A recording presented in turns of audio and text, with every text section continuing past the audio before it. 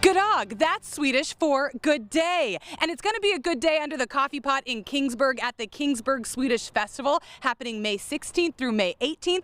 I am here with Sharon Person and Jillian Deepersloot. Sharon has been the chairman of the Swedish Festival for 10 years and a member of the Swedish Festival Committee for 25 years. And Jillian is the dance director of the Svenska Music Kids Club and a member of the Swedish Festival Committee and a fifth-generation farmer and fourth-generation Kingsburg farmer.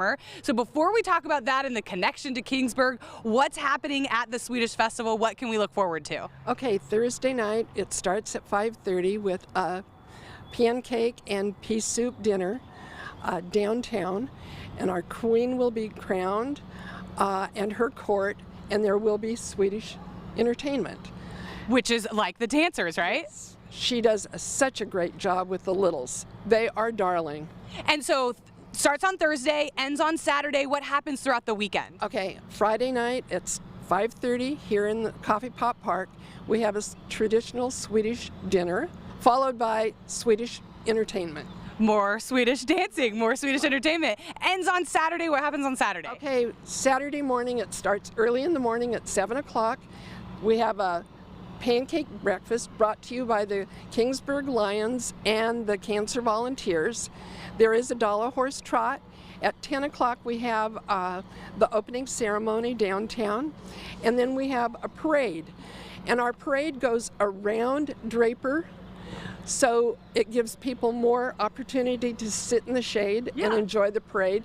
Then the vendors are down the middle of the town, and you can walk around a lot easier and see the restaurants and the stores. And then the parade ends with the maypole. They bring the maypole to the center of town and you get to dance around it with the ribbons.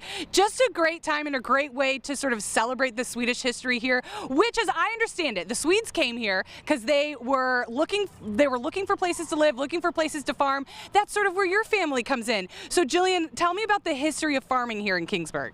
Yeah, so in 1912, we had some Swedish immigrants that moved to this area. They found the farmland was very rich here, and the proximity to the Kings River really benefited farmers from the good water table, and having the river close by also made it feel a little bit more like home, which would have been Sweden. They settled here and started farming. In 1912, the Olsen family started tractor manufacturing here in Kingsburg, and that went on for several decades, and we still have Olsen's farming in Kingsburg today, and you can get honey made by Darren Hess. His mom was an Olsen, and you can buy that at the Svensk boutique here in town. Well, I would think that when the Swedes came over here and they saw the Kings River, because we were just talking about how much the Kings River means to our families, and it's just such a great little treasure to have here in the Central Valley, they probably did make it feel a little bit like home. And Kingsburg is such a gem here. It's so precious, and I think it's so great that people come and they farm and they continue to farm here. You're a farmer yourself. So let's talk about how it might be different than your ancestors. What's modern farming look like here in Kingsburg? So today's farmers, we have a lot of sun-made raisins is found here in Kingsburg. So we have a lot of farmers that grow grapes for sun-made raisins. We have a big stone fruit industry, citrus and berries and nuts, and just farmers are still drawn to Kingsburg for the same reason those settlers were. My great-grandfather moved to the Central Valley from Tennessee, and he worked a little bit in Selma and Orange Cove, but ultimately they settled here in Kingsburg. And he had a great farm on the south end of town, and all 4 of his kids are still in farming to this day, and their kids and grandkids, which I'm part of.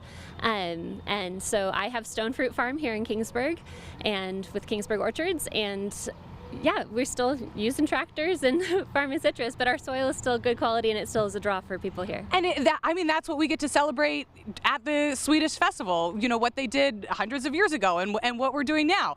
And so in addition to your farm, you also lead the Svenska Music Kids Club. How did you get started with that? How did you begin to learn the Swedish dances? So the Svenska Kids Music Club was started, I believe, in the 80s, and Hilda Warren was the director when I was in the program, and because I was also a child dancer here, and I was in it for a couple of years, and then I kind of faded out. And then a couple years ago, I was approached. My nieces and nephews are starting to get to the age where they would be doing Swedish dancing, to come and help with the program. The director at the time was retiring, and so she asked me to come back on as the director. So I've been leading it for 2 years now. We have 3 different age groups that we teach. We have the Little Trolls, which is our 2 to 5-year-olds, and they perform on Thursday evening. And then we have our Dala dancers, which is our like kindergarten through junior high age, and they perform also on Thursday evening, and then they perform on Saturday at the Draper stage in front of Spence Boutique. And then we have our coffee pot dancers, and they will be performing on Friday night with the Danish Dancers of Fresno here during the smorgasbord, and again on Saturday morning during the pancake breakfast, and again on the Saturday stage at Draper stage. So you have lots of opportunities to come and see us dance perform. But if you would like to learn Swedish dancing, we have the Gammeldans here at Coffee Pot Park at 5:30, and I'll be teaching some beginner dances. You don't need any experience. Like, I can teach a 6-year-old, we can do this. And yes, we'll have that. And then afterwards, if you want to hang around, we have an ABBA concert, ABBA cover band, and we set up, and it pretty much the crowd, it turns into a sing-along. It's super fun, and we had a great turnout last year, and we're really hoping to see a lot of you out here this year for. Oh, well, that's the first I'm hearing about the ABBA concert. That is going to be a great time. Adeline is actually a coffee pot dancer, and that's what we're going to see you guys do in just a second. We're going to see a little Swedish dancing.